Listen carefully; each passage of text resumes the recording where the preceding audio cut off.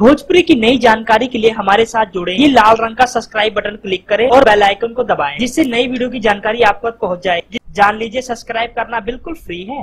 Superstar Khesari Lal Yadav की ये film अभी तक नहीं हुई रिलीज। दोस्तों आपको बता दें, इस फिल्म के चर्चे इतने ज्यादा थे सुपरस्टार खेसारी लाल यादव और काजल राघवानी के बीच। हम आपको बता दें, फिल्म बहुत ही बेहतरीन थी, लेकिन अभी तक इस फिल्म को रिलीज ही नहीं किया गया। दोस्तों सबसे बड़ा इतिहास रचने वाली फिल्म अभी तक रिलीज ही नहीं किया। उस फिल्म का नाम दुल्हा गंगा पार के।